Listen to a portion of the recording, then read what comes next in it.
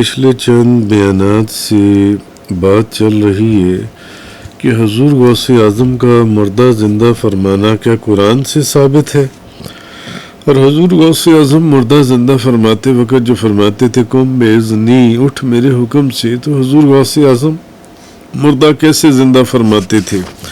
جس کے سلسلے میں ہماری ایک بیان میں نے عرض کیا تھا کہ کیا مردہ زندہ فرماتے وقت کیا غوث اعظم کی زبان پر خدا بولتا تھا جب وہ مردے کو زندہ فرماتے تھے؟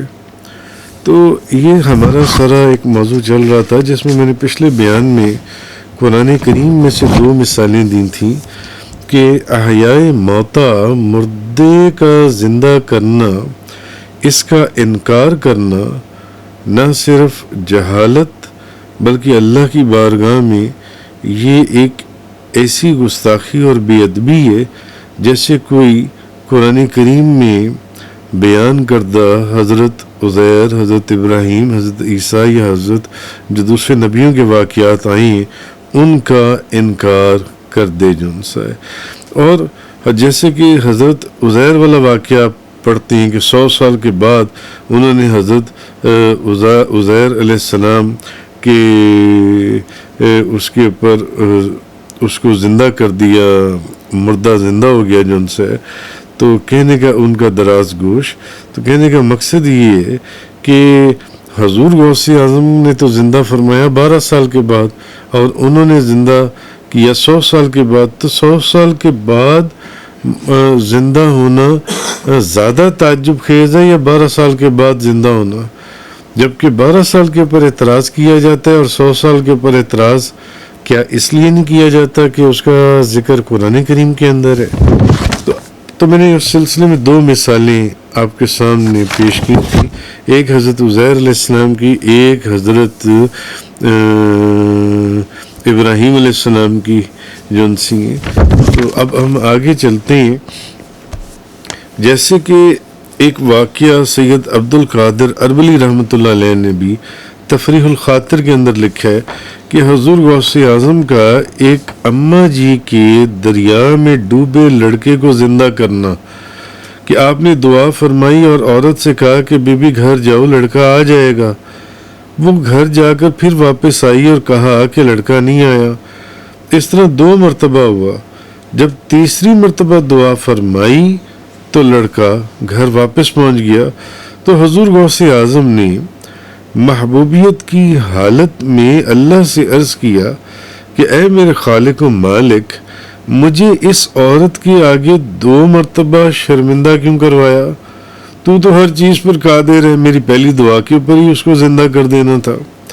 تو اللہ تعالیٰ کی طرف سے جواب آیا کہ اے عبد القادر، پہلی دعا پر فرشتوں نے اس کے اجزاء اکٹھے کیے، دوسری دعا کے اوپر میں نے اس کو زندہ کیا، اور تیسری مرتبہ جب تم نے دعا کی تو اس کو دریا سے نکال کر گھر پہنچا دیا۔ تو ایک ایسا واقعہ جو حضور غوث اعظم شیخ عبد القادر جیلانی کے اس واقعے کے بالکل عین مطابق ہے، کہ جیسے کہ سورۃ البقرہ کے اندر آگے آتا ہے أَلَمْ تَرَ إِلَى الَّذِينَ خَرَجُوا مِنْ دِيَارِهِمْ وَهُمْ أُلُوفٌ حَذَرَ الْمَوْتِ فَقَالَ لَهُمُ اللَّهُ مُوتُوا۔ اے محبوب، کیا تم نے نہ دیکھا تھا انہیں جو اپنے گھروں سے نکلے اور وہ ہزاروں کی تعداد میں تھے موت کے ڈر سے؟ تو فَقَالَ لَهُمُ اللَّهُ مُوتُوا، تو اللہ نے ان سے فرمایا مر جاؤ، ثم احیاہم، پھر انہیں زندہ فرما دیا۔ ان اللہ لذو فضل علی الناس ولکن اکثر الناس لا یشکرون، بے شک اللہ لوگوں پر فضل کرنے والا ہے مگر اکثر لوگ نا شکری ہیں۔ ایک واقعے کا ذکر اللہ پاک نے قرآن پاک میں سورۃ البقرہ کے اندر کیا کہ محبوب، کیا آپ نے ان کو نہیں دیکھا کہ انہیں جو اپنے گھروں میں سے نکلے تھے اور وہ ہزاروں تھے موت کے ڈر سے، تو اللہ نے انہیں کہا کہ مر جاؤ، اور پھر اللہ نے انہیں زندہ فرما دیا۔ واقعہ یہ کہ علاقہ واسطہ میں ایک بستی داروداں تھی، جہاں سے حضرت حزقیل علیہ السلام گزرے. اللہ کے نبی تھے تو جن کو حضرت ذوالکفل علیہ السلام بھی کہا جاتا ہے. تو انہوں نے اس علاقے میں اتنے لوگوں کی ہڈیاں پڑی ہوئی دیکھیں تو حیران ہو گئے. عرض کیا مولا انہیں زندہ فرما. وہی آئی آپ انہیں پکاریں. آپ نے ان کو پکارا. تفسیر روح البیان میں اے ہڈیو اللہ کے حکم سے جمع ہو جاؤ. تو وہ ہڈیاں جمع ہو گئیں. پھر آپ نے فرمایا اے گلے سڑے جسمو اللہ کے حکم سے گوشت اور کھال پہن لو. آپ کا کہنا تھا کہ ان جسموں کے اوپر گوشت اور کھال آ گیا. پھر آپ نے فرمایا تیسری مرتبہ اب اللہ کے حکم سے اٹھ کر کھڑے ہو جاؤ. تو وہ سارے اللہم ربنا لک الحمد لا الہ الا انت کہتے ہوئے سب اٹھ کر کھڑے ہو گئے. تو اور پھر یہ لوگ کئی سال تک زندہ رہے. تو شیخ الحدیث علامہ فیض احمد اویسی صاحب اپنی کتاب بڑھیا کا بیڑا صفحہ نمبر 13 پر لکھتے ہیں کہ یہ واقعہ جو قرآن کے اندر بیان ہوا ہے یہ بے عین ہی حضور غوث اعظم کے واقعے کے بالکل مطابق ہے. کیونکہ حضور غوث اعظم نے فرمایا نا کہ یا اللہ تو ہر چیز پر قادر ہے. تو چاہتا تب جب میں نے پہلی دعا کی تھی تو انہیں اسی وقت ان کو زندہ کر دیتا. پھر میں وہ اماں دوسری دفعہ آئی میں نے پھر دعا کی. وہ تیسری مرتبہ آئی میں نے تب دعا کی. تو جواب ملا عبد القادر پہلی دعا پر فرشتوں نے ان کے اجزاء اکٹھے کیے. دوسری دفعہ ان کو زندہ کیا. تیسری دعا پر ان کو دریا سے نکالا گیا وہ جو ڈوب کر مر چکا ہوا تھا. تو شیخ الحدیث علامہ فیض احمد اویسی صاحب فرماتے ہیں اپنی کتاب کے اندر کہ یہ واقعہ بے عین ہی حضرت قرآن پاک کے اس واقعے کی طرح ہے. جیسے کہ روح البیان کے اندر ہے کہ تفسیر روح البیان کے اندر کہ انہوں نے اللہ نے فرمایا آپ فرمائیں نا حضرت ذوالکفل کو آپ کہیں ان کو اٹھ کے کھڑے ہو. تو انہوں نے کہا اے ہڈیو اللہ کے حکم سے جمع ہو جاؤ. وہ جمع ہو گئی. انہوں نے کہا اے گلے سڑے جسمو اللہ کے حکم سے گوشت اور کھال پہن لو. آپ نے اتنا کہا تو گوشت اور کھال ان کے اوپر آ گیا.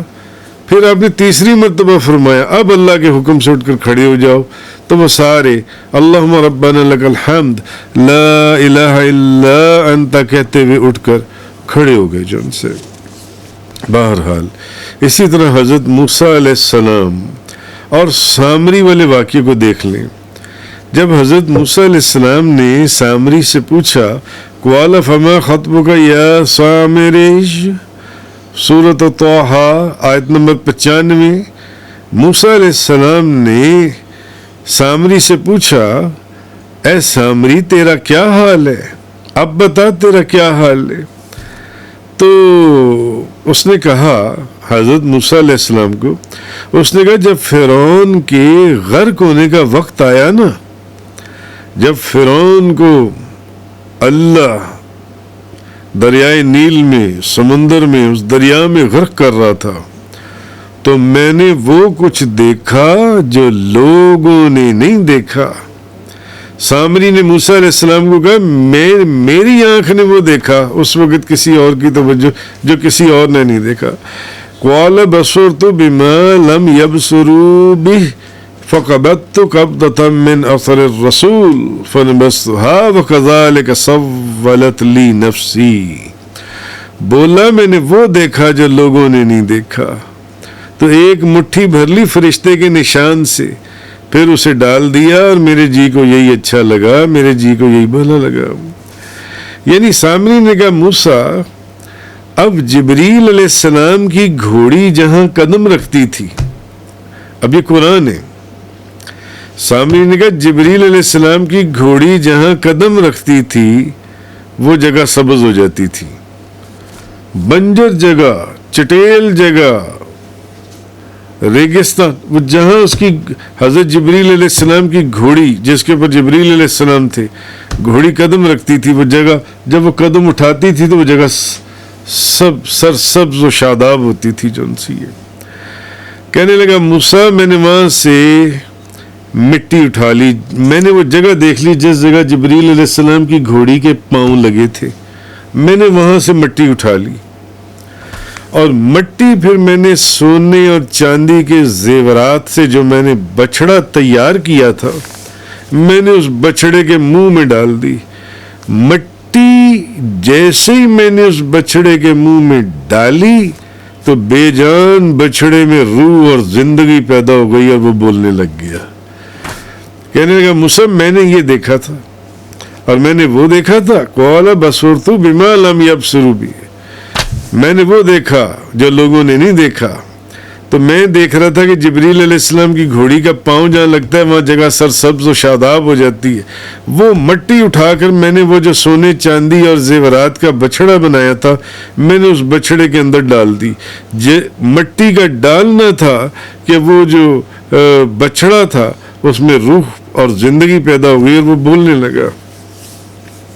تو سوچنے کا مقام یہ ہے کہ بچڑا جو ہے وہ زیورات سے تیار ہوا، زیورات سے، اور سونے چاندی پیتل ان چیزوں سے وہ تیار کیا گیا، اور اس کے اندر روح نہیں تھی۔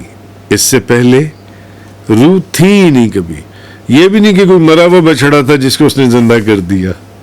ایک تو ہے کہ بھئی مرا ہوا بچڑا اس نے زندہ کر دیا جس میں پہلے کبھی روح تھی، مر گیا تھا، زندہ کر دیا۔ میں حضور غوث اعظم نے جس کو زندہ کیا، جن 3-4 مردوں کو جو کتابوں میں ملتا ہے انہوں نے زندہ کیا، ان کے اندر پہلے کبھی تو روح تھی نا۔ تو بچڑے کو جس بچڑے کے اندر پہلے روح نہیں تھی، وہ تو سونے کا چاندی کا پیتل کا وہ بچڑا اس نے بنایا۔ اچھا پھر یہ کہ بچڑا جو زندہ ہو گیا تو اس کو کسی ولی اللہ کی دعا سے زندگی نہیں ملی بچڑے کو، کہ حضور غوث اعظم نے ہاتھ دعا کے لیے اٹھایا کہ یا اللہ اس مردے کو زندہ کر دے، کم بے اذنی یا کم بے اذن اللہ، اس مردے کو زندہ کر دیا جائے۔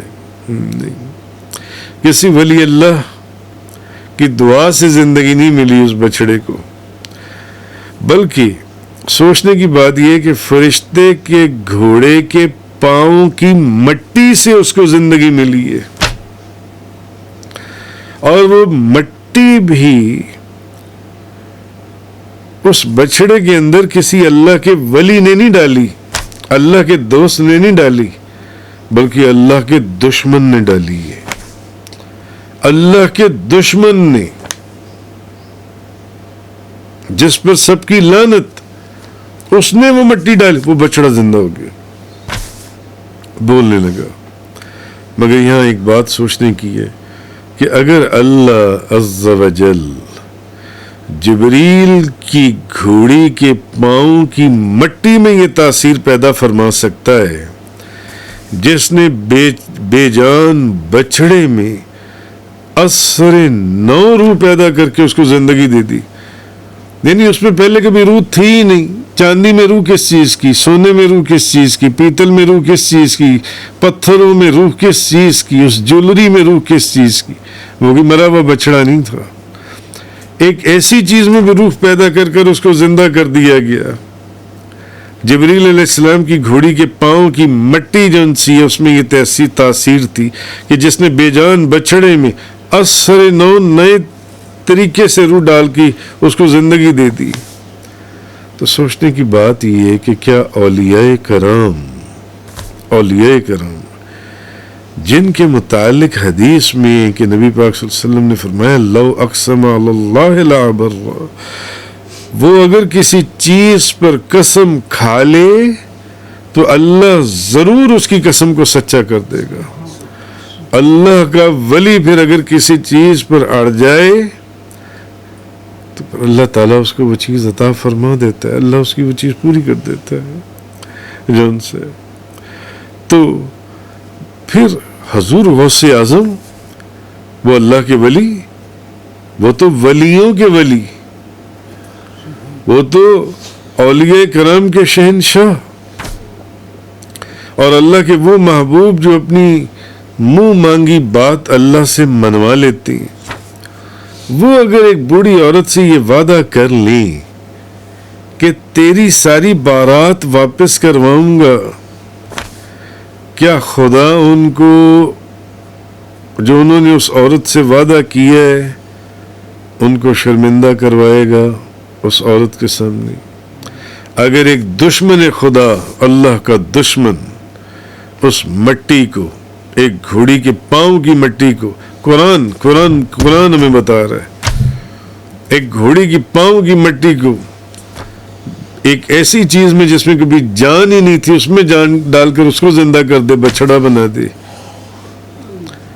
تو کیا حضور غوث اعظم شیخ عبد القادر جیلانی، وہ تو دشمن خدا ہے، اللہ کے دوست، بلکہ اللہ کے دوستوں کے بھی شہنشاہ، وہ اگر اللہ کی بارگاہ میں کسی مردے کے لیے دعا فرمائیں، یا اللہ تو میں نے اس عورت سے وعدہ کیا ہے اس مردے کو زندہ فرما دے، تو کون سا ایسا مشکل کام ہے کہ وہ مردہ زندہ نہ ہو؟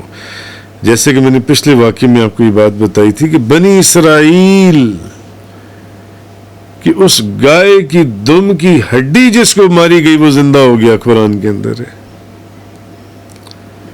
گائے کی ہڈی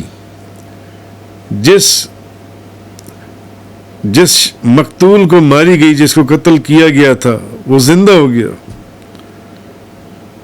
تو کیا حضور غوث اعظم شیخ عبد القادر جیلانی، وہ تو ایک گائے تھی جس کی دم کی ہڈی سے ایک مردے کو زندہ کر دیا گیا، تو حضور غوث اعظم جو نبی کریم صلی اللہ علیہ وسلم کی امت کے اولیاء کرام کے بادشاہ ہیں، وہ اگر کوئی دعا فرمائے تو اللہ تعالیٰ مردہ نہیں زندہ فرمائے گا؟ اس کو بغیر تعصب کے سوچنے اور سمجھنے والی بات ہے۔